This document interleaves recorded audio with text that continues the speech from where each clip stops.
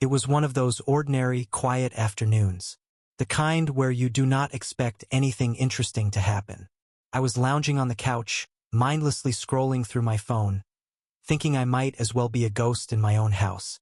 My fiancée, Anna, was upstairs napping after a long workday, and I was just trying to figure out how to pass the time.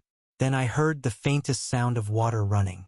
I frowned, realizing it was coming from the bathroom, but Anna had been out cold, and I had not even noticed anyone else come in. Curious, I got up and walked over to the bathroom. I do not know why it caught my attention the way it did, but something felt off. The steam was already curling out from under the door, thicker than usual, like the whole bathroom was wrapped in a dense fog. I thought about just walking away, but then I felt this strange pull, an urge to check it out. So I cracked open the door, just enough to peek inside. The room was a haze, the mirrors completely fogged over, and I could barely make out anything at first.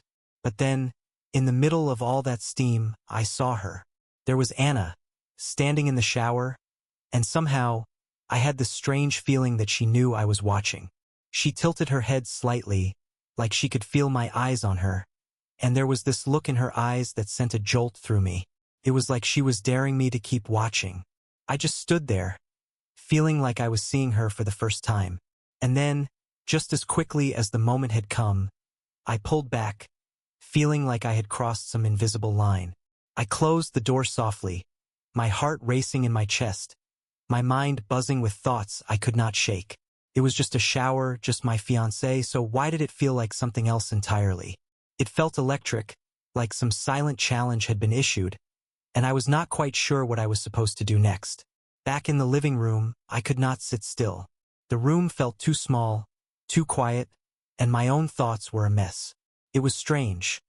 I had known Anna for years, and we had been together for almost as long, but in that moment, it felt like I was looking at her in a completely new light. The excitement, the rush, it was all there, as fresh and raw as the first time I had laid eyes on her. Finally, after what felt like hours, I heard the bathroom door open, followed by her soft footsteps in the hallway. She walked in, her hair damp and tousled, and gave me this sly smile, like she knew exactly what was going through my mind. She did not say anything, just crossed the room and sat down beside me on the couch, closer than she usually would, and I could feel the warmth radiating off her skin. "Hey," she said, her voice light but with that edge that always got to me. I tried to play it cool, just nodding and giving her a half smile, but she was not fooled. She could read me like a book, and she knew exactly how to get under my skin. The tension between us was thick, almost unbearable, like some invisible thread pulling us together. She reached out, just a small touch on my hand, but it was enough to make my pulse jump. She laughed softly, like she could feel it too, and before I knew it, we were caught in this intense, silent moment. My heart was racing, and every part of me wanted to lean in, to close the gap between us. But then I remembered. Anna was just waking up from a nap, and maybe I was reading too much into it. "Did you have a nice nap?"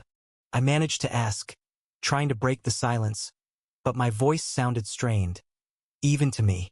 She shrugged, giving me that same sly smile, and leaned back, crossing her legs in a way that was anything but casual. "It was nice," she replied, her tone teasing, hinting at something more. I could not help but wonder if she was playing with me on purpose, testing me somehow. I knew it was crazy. We were engaged, about to get married, and yet here I was, feeling like a teenager all over again. The room felt hotter, the air thick with an intensity one could not ignore, and as much as I wanted to shake it off, pretend like nothing had happened, I knew deep down that something had shifted. I just did not know what it meant or where it would lead. The days that followed felt like a strange game of cat and mouse.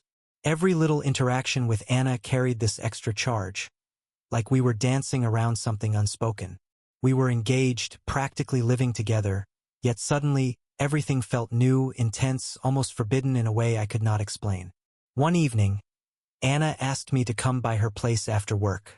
She was living in her own apartment, a bit closer to the city, and I often stayed over. But that night felt different. I got there just after sunset, and the sky was streaked with fading light.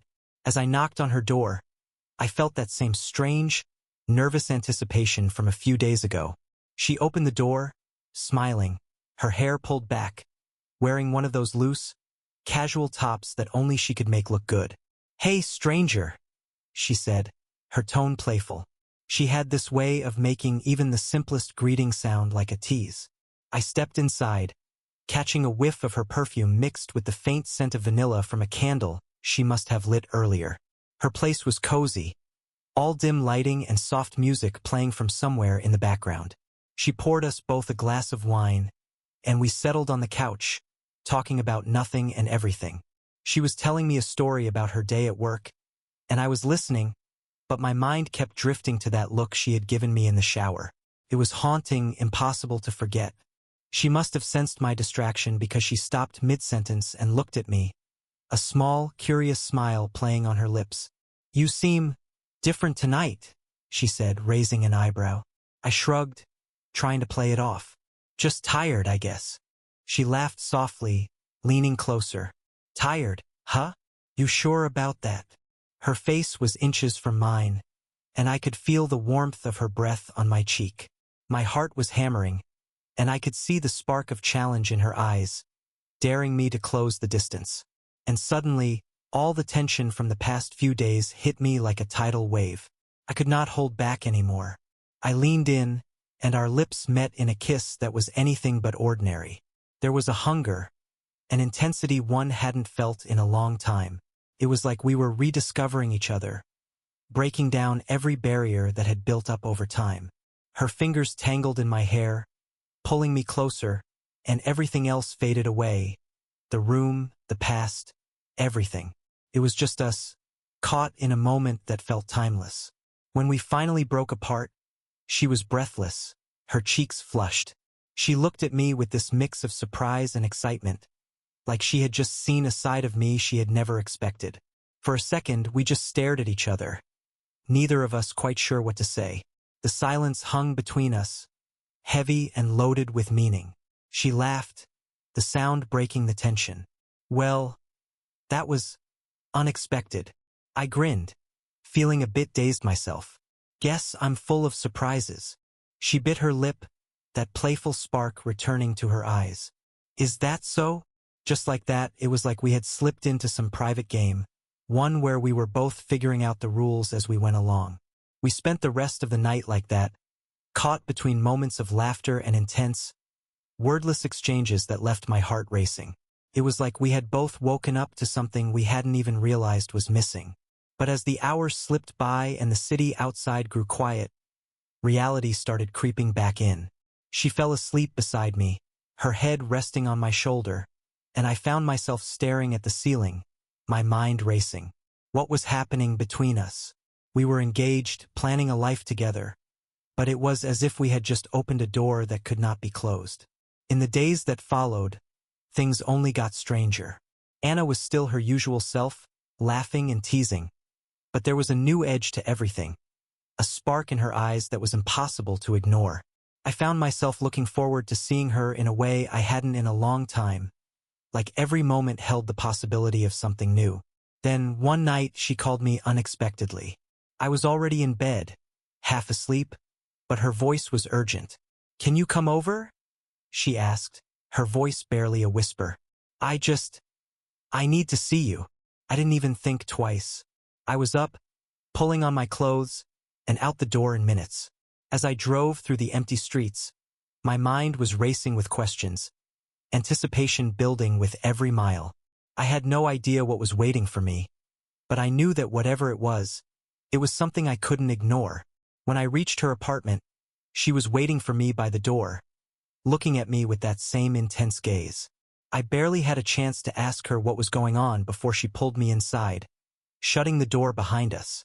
We stood there in the dim light of her hallway, just staring at each other, and I could feel the weight of everything that had been building between us. Without another word, she stepped closer, her hand reaching out to touch my cheek, and that was it.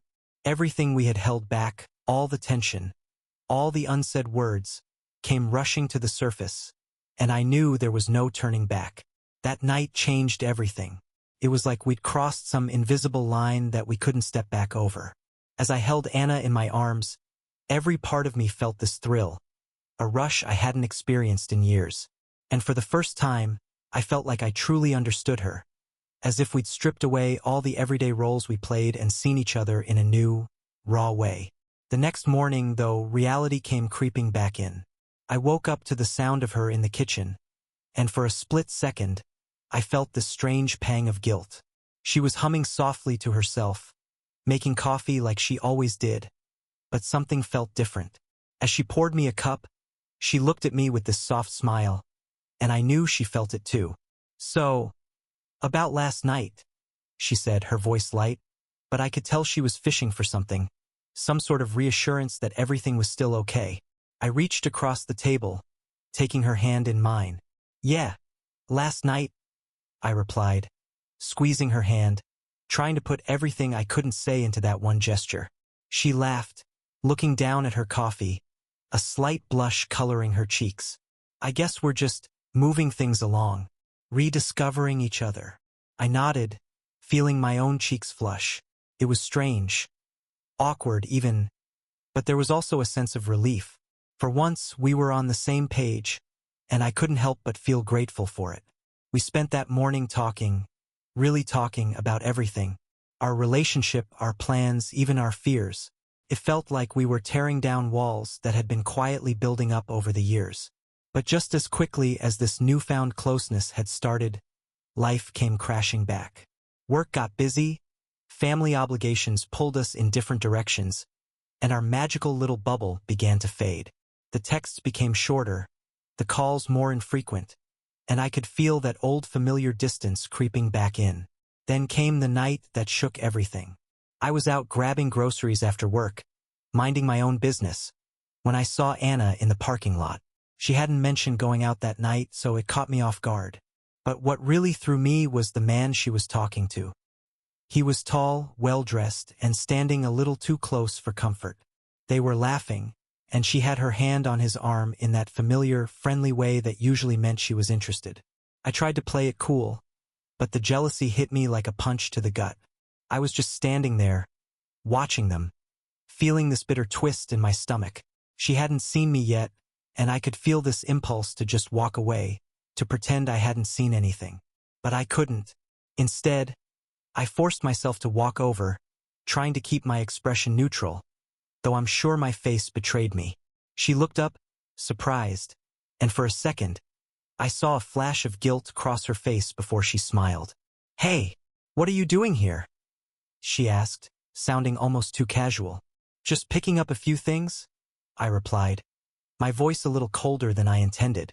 The guy she was with looked between us, sensing the tension, and quickly excused himself. As he walked away, I turned to Anna, trying to keep my anger in check. "Who was that?" She shrugged, a bit defensive. "Just a friend. I bumped into him by chance." "Just a friend." I repeated, the words tasting sour. "Seemed like a bit more than that."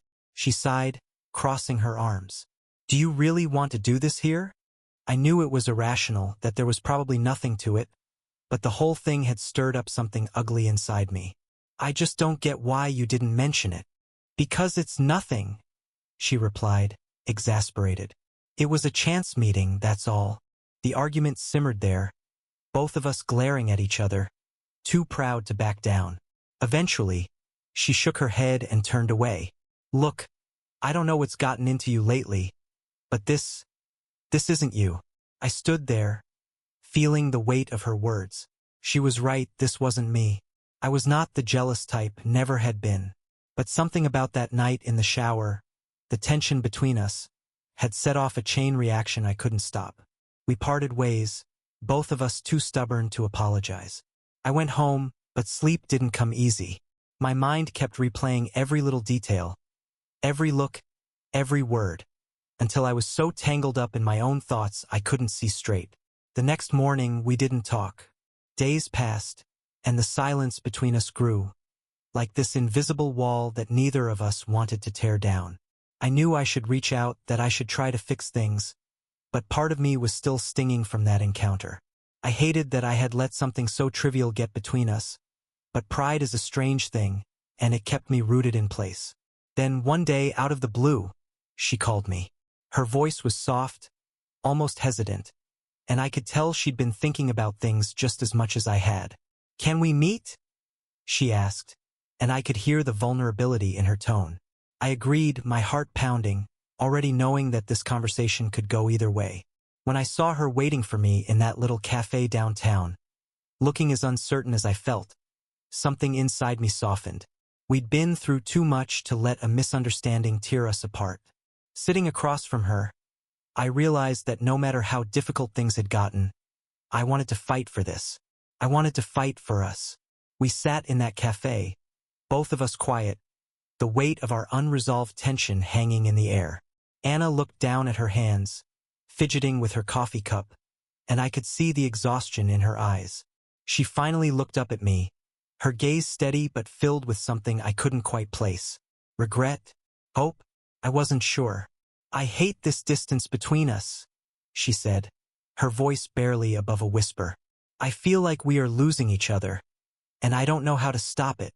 Her honesty cut straight through me, and for the first time in weeks, I felt the anger and jealousy melt away. I took a deep breath, trying to find the right words. "Anna, I don't want us to lose each other either, but I have been feeling like we are slipping, like we are both here but not really present, you know?" She nodded, her expression softening. "I know. It's like we are both so caught up in everything else that we forgot why we even started this." It was painful to hear, but I knew she was right. Somewhere along the way, we'd gotten tangled up in expectations, in our routines, and had forgotten to just be with each other. We'd let our connection fade, slowly but surely, until it was barely a flicker of what it had once been. "What happened to us?" I asked, my voice rougher than I intended. She sighed, looking down again. "Life happened, I guess. Work, responsibilities, the pressure to be perfect for each other. It all built up, and we just stopped paying attention. For a moment, we sat in silence, both of us absorbing the reality of it. Then, she reached across the table, taking my hand in hers. Her touch was gentle, reassuring, and I felt a spark of hope. Maybe things weren't broken beyond repair. "Let's not do this anymore," she said, squeezing my hand. "Let's not let stupid misunderstandings or little fights tear us apart." I nodded, squeezing her hand back. "Agreed. I don't want to lose you, Anna. I want us to feel like we did in the beginning. I know it won't be easy, but I am willing to do whatever it takes."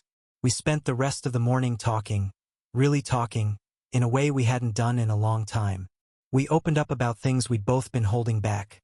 Our fears, our insecurities, the little things that had started to build up and push us apart.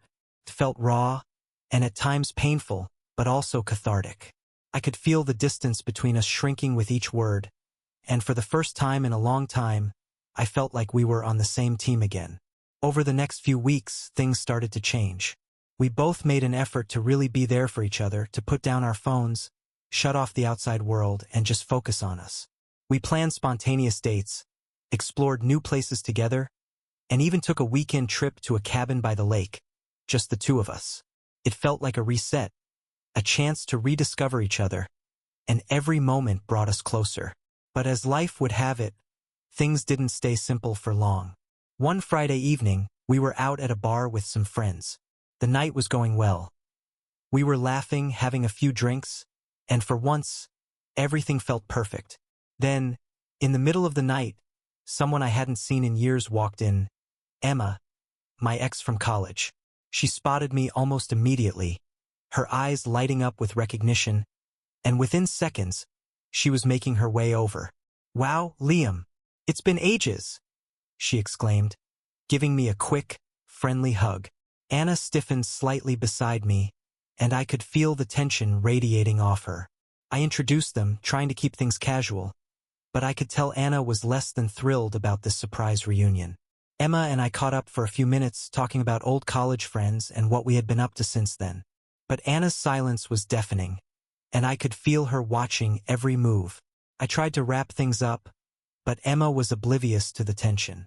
She laughed at a memory, touching my arm in a way that felt far too familiar, and I saw Anna's jaw tighten. After Emma finally walked away, Anna turned to me, her eyes hard. "Old friends, huh?" she said, her voice laced with sarcasm. I sighed, knowing where this was going. "Anna, it was nothing. We just bumped into each other. She's just an old friend from college." She narrowed her eyes, crossing her arms. Looked like more than that from where I was sitting. Frustration flared up, and before I could stop myself, I snapped, "Oh, come on, Anna. I don't get upset every time you talk to some guy." Her face fell, hurt flashing across her eyes, and I instantly regretted my words. But the damage was done. She looked away, her face set in a cold mask. "I thought we were past this, Liam. I thought we were being honest with each other." I tried to reach out to explain, but she pulled back. "You know what? Maybe I need some air," she said, grabbing her purse and heading for the door. I watched her leave, my chest tight with regret. I knew I had messed up, and every part of me wanted to chase after her, to make things right. But something held me back. Maybe it was pride, maybe it was fear, but I stayed put, hoping that we could talk it out once we had both cooled down. When I finally went outside, she was nowhere to be seen. I tried calling her, but my calls went straight to voicemail. Panic set in as I realized that this was bigger than just a petty argument. This was a crossroads, and I had no idea which way it was going to go. The next morning, I found myself at her apartment, knocking on her door, my heart pounding. When she finally opened it, she looked tired, her eyes red like she had been up all night. She let me in, but the warmth that had been there only days ago was gone, replaced by a wall I could feel even without seeing it. "Liam," she began, her voice steady but cold. "We can't keep doing this. We can't keep circling around the same arguments, the same insecurities. It's exhausting." I felt a pang of fear, realizing that this wasn't just about last night. It was everything, all the cracks that had been growing under the surface, finally coming to a head. Standing there in her apartment, I felt like I was teetering on the edge of a cliff, and one wrong word could push me over. Anna crossed her arms, her gaze steady but distant, and I could see the weight of everything we had been through reflected in her eyes. I took a deep breath, trying to steady myself, and finally spoke. "Anna, I know I have messed up. I know we keep falling into the same traps, the same jealousy, the same insecurities. But I don't want to lose you. I'm willing to do whatever it takes to fix this." She sighed, looking down at the floor. "I don't know, Liam.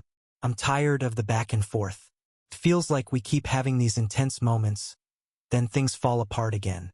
I don't know if we're just stuck in this cycle, or if we're really meant to be together." Her words stung, but I knew she was just being honest.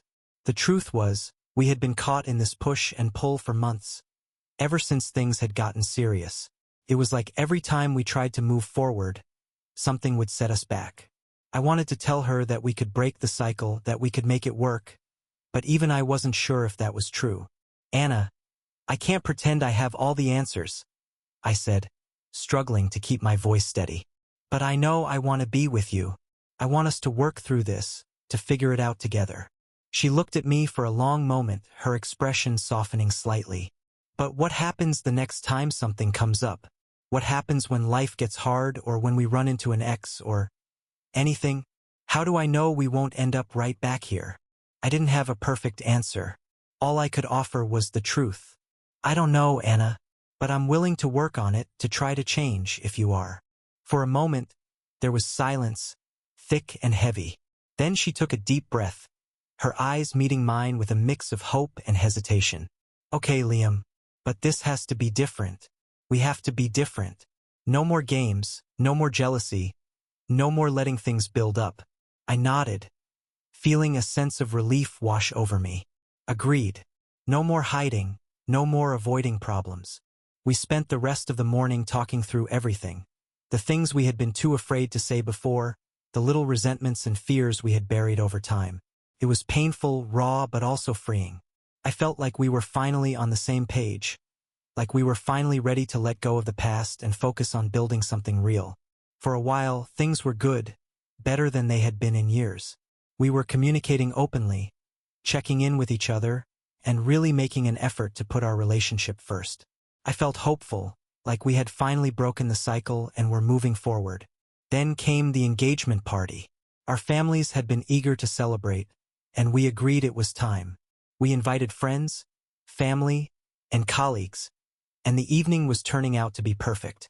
The house was filled with laughter, music, and that warm energy you get when everyone you care about is in the same place. Anna was glowing, surrounded by her friends, and I could not take my eyes off her. For the first time in a long time, I felt like everything was falling into place. But as the night wore on, I noticed her talking to someone in the corner of the room, a guy I didn't recognize. He was tall, well-dressed, with a confident smile, and they seemed to be deep in conversation. I tried to ignore it, to remind myself that we had worked through all this, that I trusted her, but the old insecurities came creeping back. I walked over, forcing a casual smile. "Hey, babe, everything good here?" She smiled, turning to introduce me. "Liam, this is Ben, an old friend from college." Ben gave me a firm handshake, a polite nod, but I could see a flicker of something in his eyes, a spark of recognition, maybe even pity. I hated that feeling, that lingering jealousy, but I reminded myself that I had promised to trust her. As the party wound down and guests began leaving, I pulled Anna aside, trying to keep my tone light. "So, Ben seems nice." She laughed, rolling her eyes. "Are you really doing this again?" I felt a pang of embarrassment, realizing how ridiculous I sounded. "No, it's not like that. I wanted to make sure we're good." She looked at me, her expression softening. "Liam, we talked about this. You have to let go of the jealousy. I am with you, and only you. Do you trust me?" I nodded, swallowing down my doubts. "Yes, I trust you."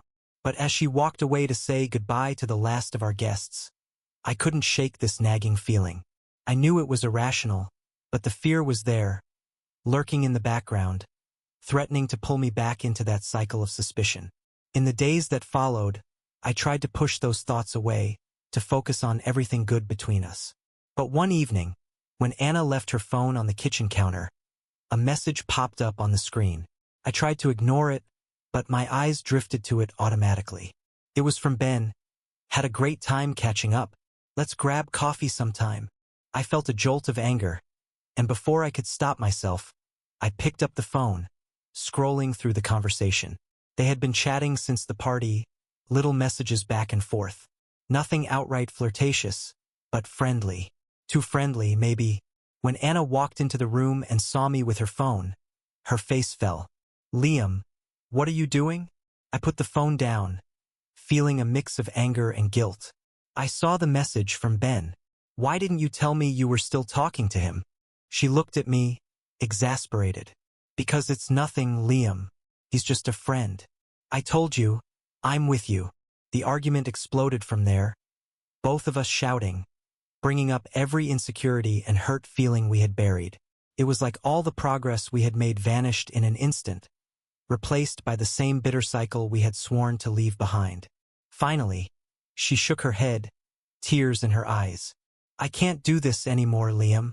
I thought we could fix this, but it feels like we're just going in circles." I stood there, speechless, as she grabbed her keys and walked out. The door closed behind her with a finality that left me feeling hollow, like I had just lost everything. The days after Anna left were a blur.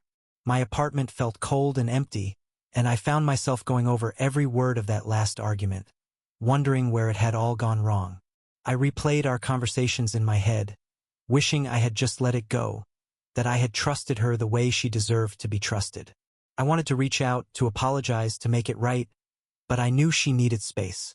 So I waited, hoping that maybe, just maybe, she would come back. Weeks passed, and eventually, life forced me to move on, at least on the surface. I went to work, met up with friends, pretended like I was okay, but every part of me felt hollow. The few times I ran into people who knew us, they'd ask, "How's Anna?" And I'd force a smile, dodging the question. I wasn't ready to admit that we were over, not even to myself. Then one day, out of the blue, Anna called. My heart leaped as I picked up, trying to sound calm. "Hey," I said, my voice barely steady. "Hi, Liam. she replied softly. There was a long pause before she spoke again. I've been thinking a lot. About us. About everything. I held my breath, not wanting to say anything that might break the delicate balance. Finally, she continued, I miss you, Liam. I miss what we had. But I don't know if things can ever go back to the way they were. Her words felt like a knife to the chest, but I knew she was right. Things had changed between us, and we couldn't pretend otherwise. Still, I couldn't give up without trying one last time. Anna, I know I've made mistakes. I know I let my insecurities get in the way. But I want to fix this. I want to be the person you deserve. She sighed, and I could hear the exhaustion in her voice. Liam, it's not just about you. I let my own doubts and fears build up too. We both made mistakes. There was another long pause, and I could feel the weight of her indecision. Maybe we just need to be honest with each other. Completely honest, no more hiding anything, she finally said, her voice tentative. If we're going to make this work, we have to start over. No secrets, no grudges. I nodded, even though she couldn't see me. I agree. I'm willing to do whatever it takes. Anna, I just want us to find our way back to each other. For the first time in a long time, I felt a glimmer of hope. We talked for hours, more openly and honestly than we ever had before. We laid everything out on the table, the jealousy, the misunderstandings, the small resentments that had quietly poisoned our relationship. It was painful, raw, but as the conversation went on, I felt something begin to shift. It was like we were shedding all the weight of the past, finally allowing ourselves to see each other clearly. We decided to take things slow, to rebuild our relationship from the ground up. We both knew it would not be easy, but we also knew we had something worth fighting for. In the weeks that followed, we met up often, but kept it casual, getting to know each other all over again, this time without the pressure and expectations that had driven us apart. One night, we went out to a quiet little cafe, just like we used to in the early days. It was a chilly evening, and we sat outside, bundled up in coats, sipping hot chocolate and laughing about old memories. For the first time in months, I felt that same easy, natural connection we'd had in the beginning, before all the complications and doubts.